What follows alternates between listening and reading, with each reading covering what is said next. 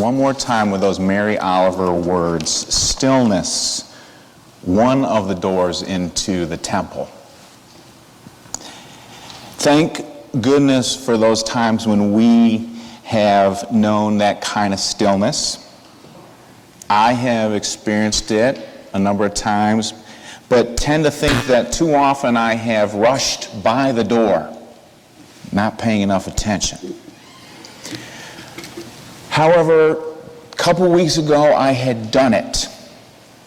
I had finished my to-do lists, packed my bags, and said my goodbyes, and I was driving west of Reading on a rolling, green, hilly path, going off to my own personal retreat for 3 days and 2 nights where I would predominantly be quiet by myself in the midst of a community of people in silence.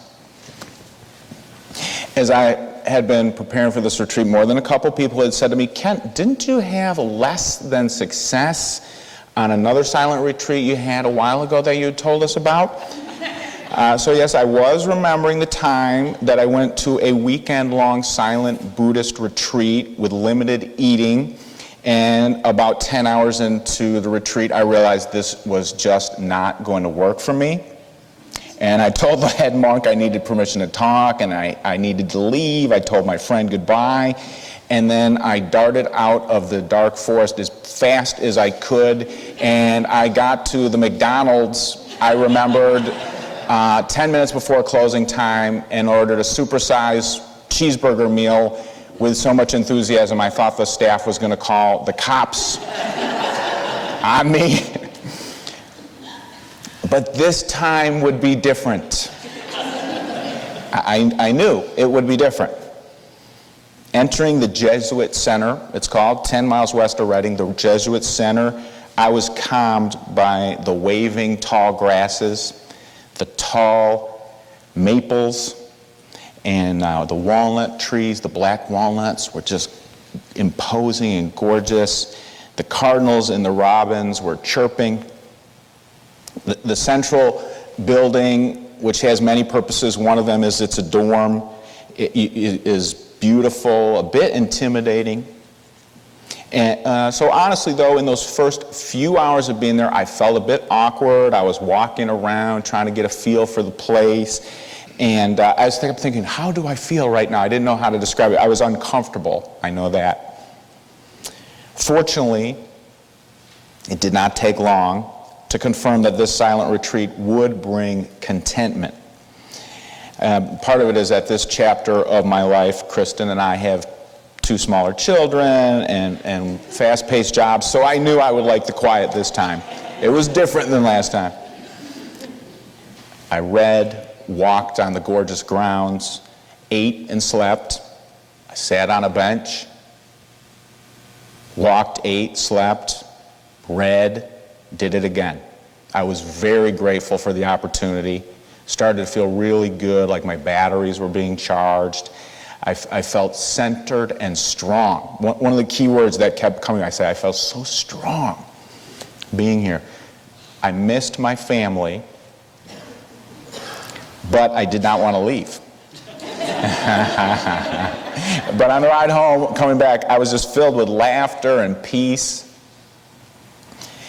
Tracking my life journey with issues like busyness and quiet certainly connects back to the fact that I'm an alcoholic, now a recovering alcoholic. This summer, I hope to celebrate 25 years of sobriety. Thank you.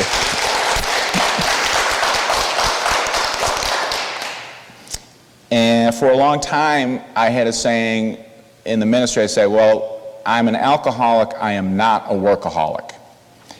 But about 8 or 9 years ago, I was visiting with an elder member of the church, Liz Charles. She was fading at this time. She was not talking a lot, and we had a very slow visit. It was kind of stilted conversation. She had low energy. So 45 minutes, an hour in, I was saying goodbye from her apartment, and she said, hey, I want to ask you something. Sure. Long pause. Do you think you're a workaholic? She asked me, and I was It was like we had really not been talking about much at all for the whole hour. And this lightning bolt of clarity.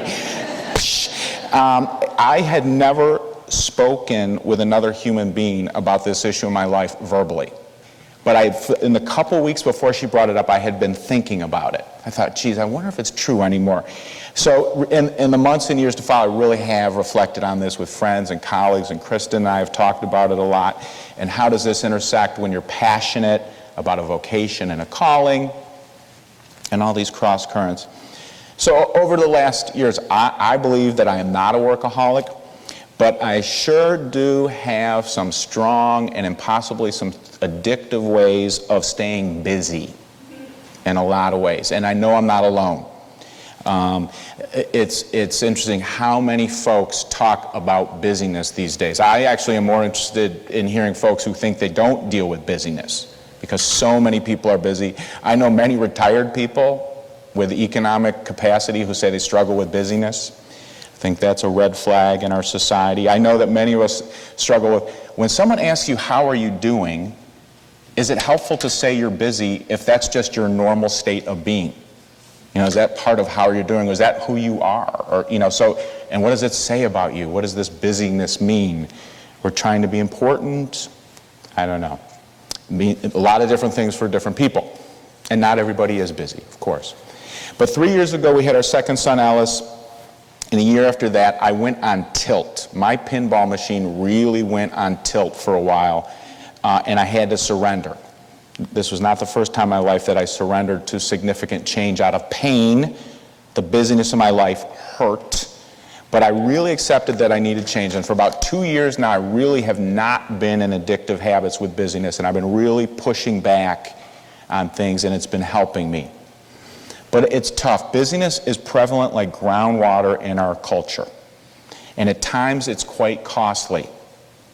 Dr. Susan Coven practices internal medicine at the Massachusetts General Hospital, and in a 2013 Boston Globe column, Dr. Coven wrote, "In the past few years, I've observed an epidemic of sorts, patient after patient suffering from the same condition.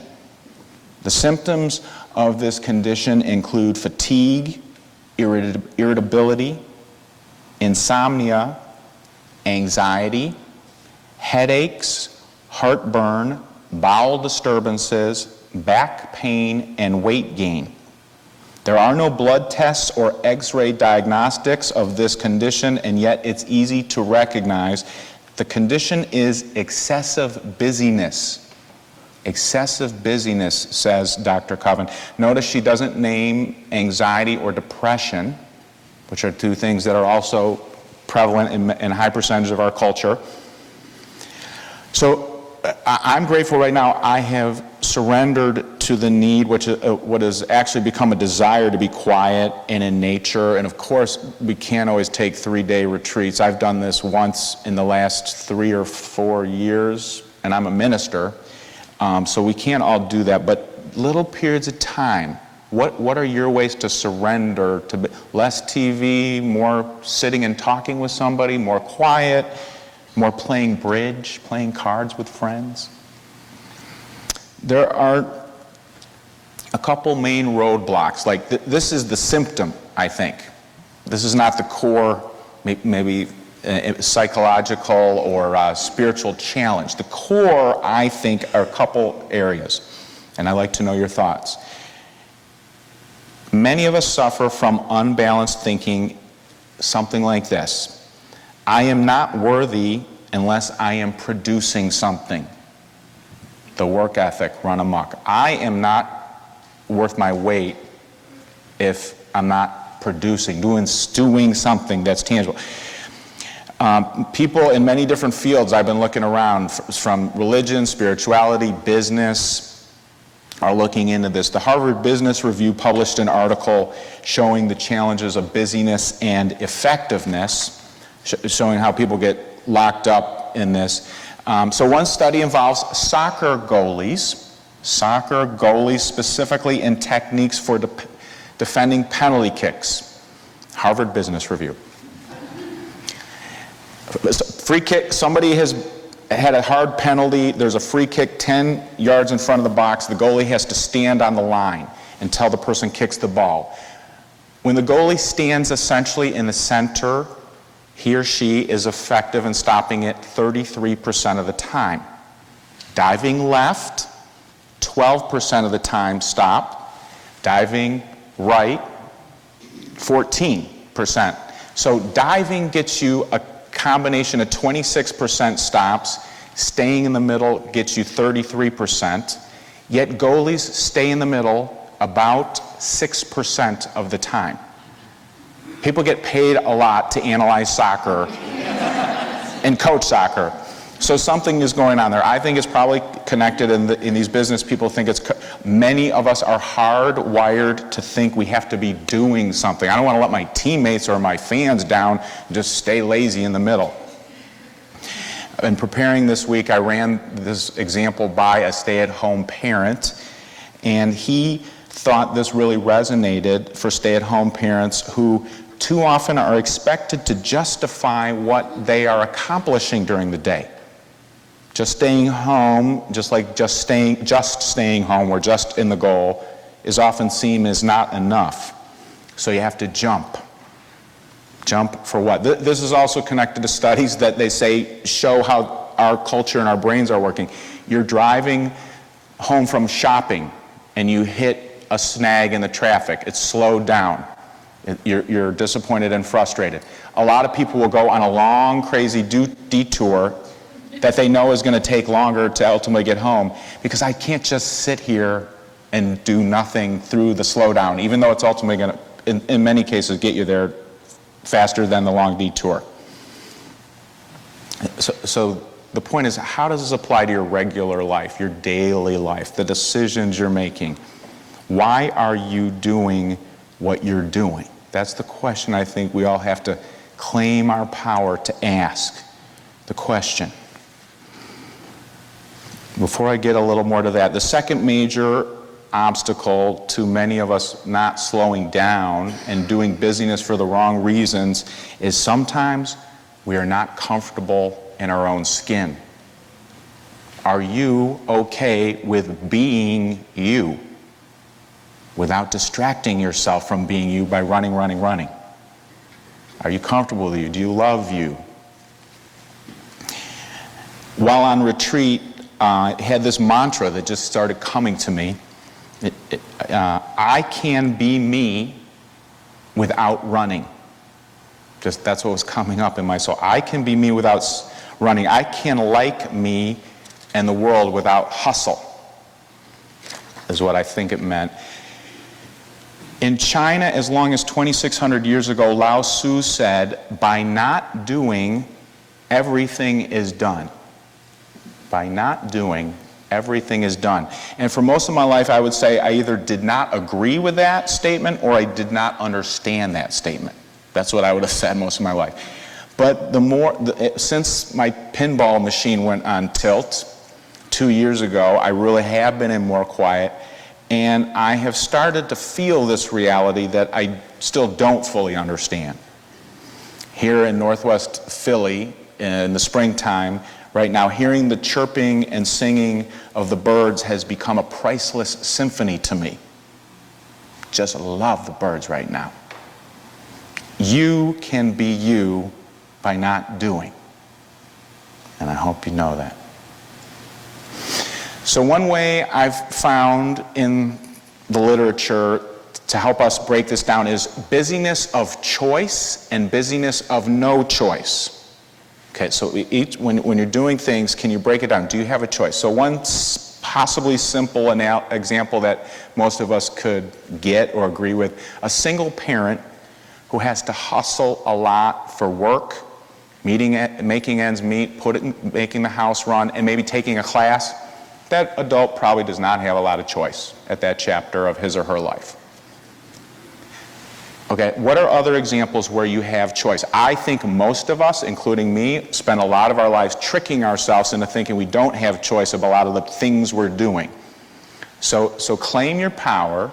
Empowerment is in the mission statement of the church. Claim your power and and wrestle with this and make some decisions. In our curriculum, there are 2 spiritual exercises that I want to highlight. The first one comes from Stephen Covey materials. Many people have interacted with this in different ways. You take a bowl, which represents the time in your days. Time is not you do have 24 hours a day. That's not a choice. That's a given. And then you have big rocks and little rocks. And you put the big rocks in first of the things that are priorities, important to you. What do you want to do? Quality time with your partner? Take a walk. What's important to you? And then the smaller rocks can go in later. But this is the one Adrian, did Adrian make up the saying or find it? When someone comes up with an option for your time, instead of saying, sorry, I don't have time to do that, say, sorry, it's not a priority. This really goes at the politeness culture. Say it to yourself. No, that's not a priority for my 24 hours of time fishbowl. That rock is not going to fit in there. It's not a priority. Instead of I don't have time. You do have time. And you make choices all the time. Many of us are making choices. We're coming up on summer with kids who are not in school. There are some more choices to be made about what you do and don't do. So claim your power. What's a priority? Are you going to be run? And if so, why? Is it worth it? Mary Oliver says, spending all day trying to count the leaves on a single tree, she is not deterred by people who call her foolish, because she is not. Taking off the coat of busyness frees her up to go half crazy with the wonder of it all. The abundance of the leaves, the quietness of the branches, the hopelessness of her effort.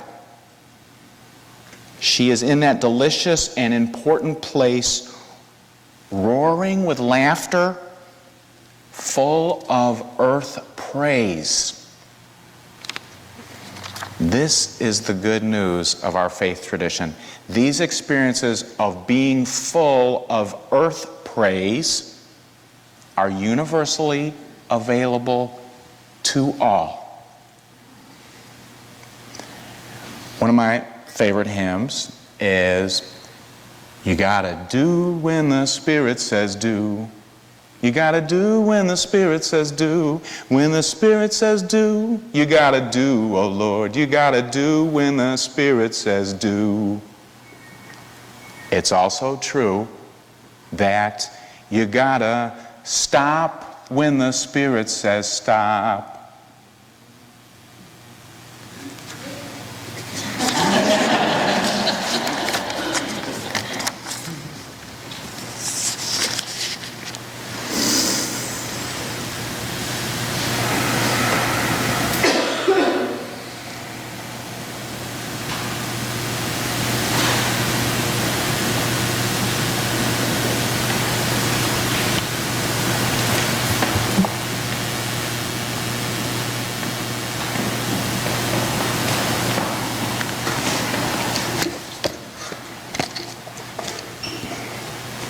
May we all join in singing hymn number